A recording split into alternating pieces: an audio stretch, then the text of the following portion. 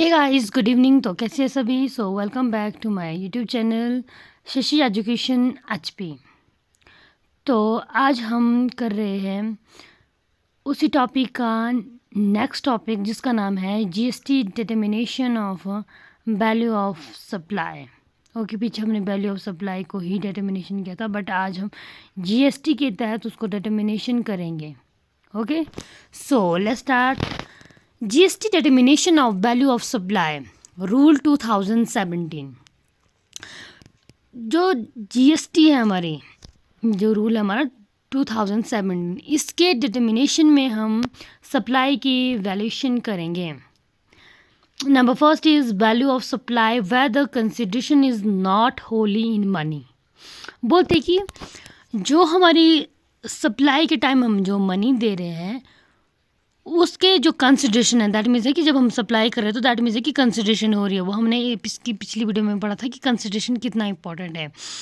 तो कंसिडरेशन जब हमारा पूरी तरह से मनी में नहीं होता है, तो जो हमारा पहला रूल बोलता है, रूल नंबर 27, वो बोलता है कि नॉट होली मनी। तो दैट मीन्स हुआ कि जो भी वो वस्तु होगी, जो भी वो सर्विस हो, कुछ भी हो, उसका जब हम भुगतान करेंगे, ओके, जब हम उसका कंसिडरेशन देंगे तो वो हाफ मनी में होगी और हाफ किसी अनदर चीज़ में होगी।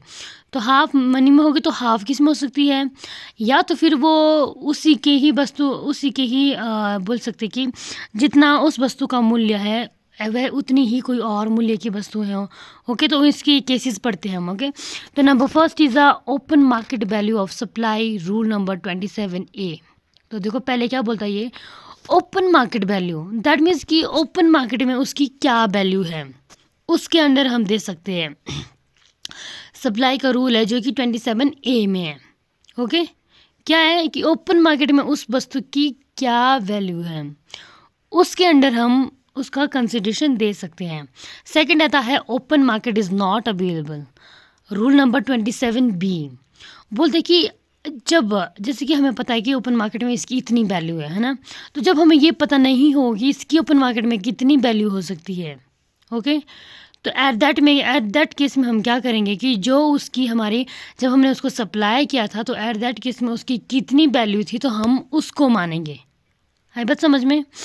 देन थर्ड आता है value of supply of like kind and quality, 27C। तो इसमें क्या बोलता है ये कि जो हमारी वस्तु है या फिर वो गुड्स है जिसका कि हम सप्लाई कर रहे हैं, उसका जो कंसिडरेशन होगा, अगर हमें ये भी नहीं पता है कि भाई उसका ओपन मार्केट में क्या वैल्यू है ना, नहीं है पता, तो हम कैसे सोचेंगे कि उसकी क्या वैल्यू हो सकती है। तो एट दैट केस में हम उसके ही जितनी वो वस्तु है उतने ही प्राइस की कोई और वस्तु हो, या फिर जितने की हम वस्तु सप्लाई कर रहे हैं उसकी ही क्वालिटी की कोई और वस्तु हो, तो उसको देखकर हम, या फिर उसी को ही हम मतलब कि कंसिडरेशन में काम कर सकते हैं, ला सकते हैं कंसिडरेशन में। दैट मीन्स कि प्रतिफल। ओके, कंसिडरेशन का मतलब होता है प्रतिफल। दैट मीन्स कि हम जिस वस्तु को खरीद रहे हैं उसके बदले में हम क्या दे रहे हैं। अगर हम सप्लाई करा रहे हैं किसी चीज़ की या कर रहे हैं तो उसके बदले में हम उनको क्या दे रहे हैं, तो दैट्स कॉल्ड कंसिडरेशन। ओके, जो कि हमारा 27C में आता है। Then the valuation in the basis of consideration in money and rule 27। ये क्या बोलता है कि वैल्यूएशन करना in the basis of consideration, मैंने बता दी क्या होता है, in money. Okay, and rule 27D में आता जो कि। देन आता हमारा rule number second. Rule number second बोलता है value of supply between related person. अब ये रिलेटेड पर्सन कौन कौन होते हैं, जिसकी वीडियो की मैंने इसी के ही हाफ में पीछे बनाई है। ओके, आज का ये B पार्ट है, पिछले कल पार्ट 1 था एंड आज पार्ट 2 है। तो उसमें मैंने बताया था आपको कि रिलेटेड पर्सन कौन कौन है, मैंने वहाँ लिस्ट बना दी है। तो ऐसे मैं आपको बता देती हूँ कि जैसे कि आपका ऑनर्स हो गए, ओके, ऑनर और उसके एम्प्लॉय एंड जो उसका एम्प्लॉय एंड एम्प्लॉयर के बीच में हो गया, जैसे कि एक ही फैमिली के मेंबर्स हो गए। ओके, तो वो हो गए रिलेटेड पर्सन आपस में। तो वो रिलेटेड पर्सन का देखते हैं कि number first is open market value rule. जब खुले बाज़ार में कोई भी चीज़ हमें उपलब्ध हो, ओके, तो फिर इसमें हम देखते हैं कि ओपन मार्केट में जो हम वस्तु बेच या खरीद रहे हैं उसका कितना उसकी कितनी वैल्यू है, तो हम उसके अंडर कंसिडरेशन करते हैं। ओके, सो नेक्स्ट आता है इसमें value of supply like kind and quality rule. मैंने बता दिया कि काइंड एंड क्वालिटी रूल का मतलब क्या हुआ कि उसी के जितने आई मीन जितनी वो वस्तु है उसी की तरह हो, या फिर उसी के जितनी उसकी क्वालिटी है उतनी ही जो नेक्स्ट वस्तु है उसकी क्वालिटी भी उतनी ही है। Okay, then in case of goods intended for further supply of the recipient, that means हुआ कि कोई वस्तु का हम जैसे यहाँ से मैंने किसी को बेच दी और वो मेरा कोई मतलब कि थोड़ा सा शेयर है, वो है मेरा थोड़ा सा मतलब कि जैसे जो मेरा बिजनेस होगा तो उसका वो कुछ परसेंट तक शेयर है, और जब वो उसी चीज़ को किसी नेक्स्ट बंदे को बेचेगा और उसको ये पता नहीं है कि मार्केट वैल्यू में क्या है, उसको ऐसा कुछ पता नहीं है ना, तो वो क्या करेगा, तो वो उसका 90% बेचेगा जितने में मैंने उसको बेचा है।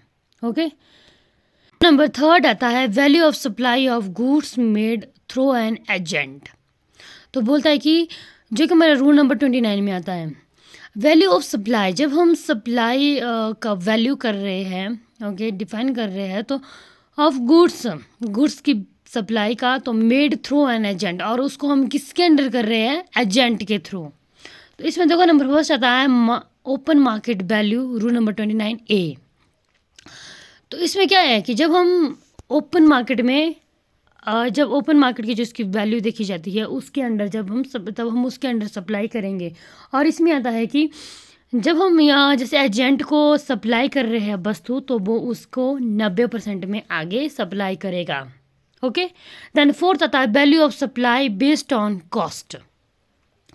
इसमें बोलता है कि अगर जो भी हमारी पीछे जितने भी हमारे केसेस आए, जैसे हमारा रूल नंबर 29 में आया, 28 में आया, 27 में आया, अगर बोलता है कि इन सब के अंडर ये सब नहीं आते हैं, जो भी इसका रूल है वो नहीं फॉलो होता, तो एट दैट केस में हम क्या करेंगे, नहीं तो हमें पता है कि वो ओपन मार्केट में कितनी वैल्यू है, नहीं हमें ये नहीं पता है कि उसके लाइक काइंड में कितना उसका, दैट मीन्स उसकी समान क्वान्टिटी वाले क्या है, हमें ऐसा कुछ पता नहीं है, तो एट दैट केस में हम क्या करेंगे, जो हमारी वस्तु होगी उसको बनाने में जो कॉस्ट लगी है उसको ही मानेंगे, जो भी उसका कॉस्ट आया वो प्राइस बनेगा।